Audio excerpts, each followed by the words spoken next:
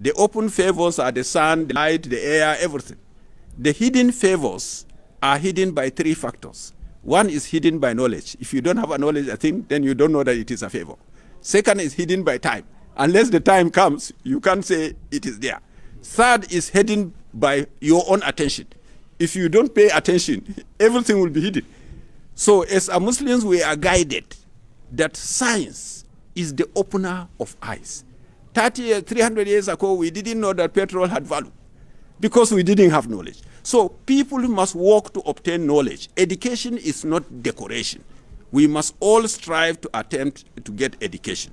And in this, in English, I didn't say it in Hausa, I call on the governor to please, all governors in Nigeria, not only in Taraba, to stop giving us stories and ask the real question. What do we need to get education to go correctly? And I say what we need is, first of all, to produce food, because the teachers and the students must eat.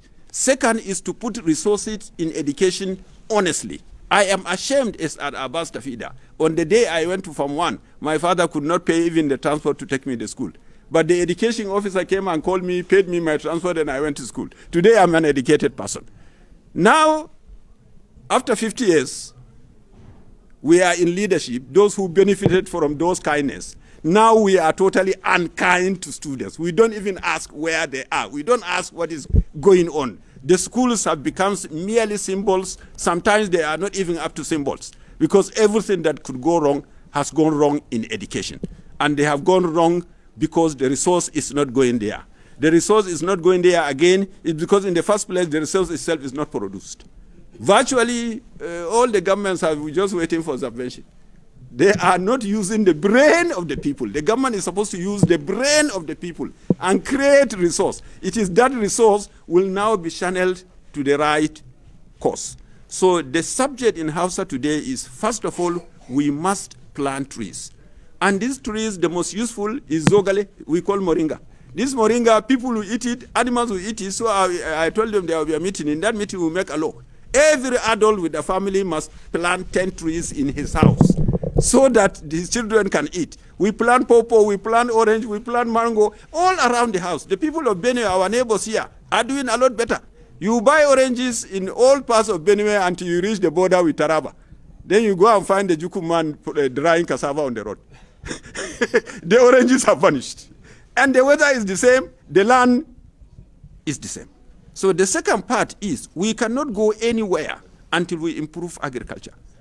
And the first improvement in agriculture now is to eliminate the damages we are doing to the agriculture. Roundup, 2,4-D, from China. People are just buying, there is no law. They set up NAFDAC. NAFDAC will say, yes, it's correct formula.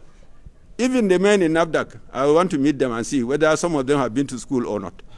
Because every paper you see is approved. And you know that this approved thing is disapproved in other countries. What is going on? People are busy spraying this, killing the grasses, instead of, what do you call it, zero tillage, so that you just dig the grass. In Kenya here, if you Ghana, they have started agroforestry. This Glacida has 30 to 45% protein. That's the trees that I have brought. Plant Glacida in one row, maize in one row. These are simple things we can teach people. Third is fish. Glacida, in Supernapia, all these grasses can be used to feed fish. And when everybody makes small ponds around the house, around the farm, we are producing the fish. But today, the moringa with protein has vanished. The fish is not there. All the rivers have been destroyed. All the artificial, natural things have been destroyed. And we have busy having governors in Kaduna, northern governors, southern governors, eastern governors, western governors. Next, we are going to have set of governors from the moon. But none of them is solving the problem. So this is the first subject. The second subject is on our Fulani brothers. Last Salah, I told them that we are going to go to war unless they stop arming themselves and killing people without justification. In fact, killing people. Nobody has justification to kill anybody except through the due process of law. And I am grateful to God that they came together, they came to me and accepted, yes, they were doing wrong, and they have corrected it. In the last 6 months, all the kidnappers arrested are arrested by the Fulanis themselves. So that is a pride, and therefore grateful to them. I am proud of being Fulani. I am proud of being a Fulani leader, and I accept my responsibility to Fulanis because they have accepted their obligation to me. Because I am an emir. As an emir, technically I have no tribe. I am an emir of everybody in my emirate. So if you are Fulani and you do what is wrong,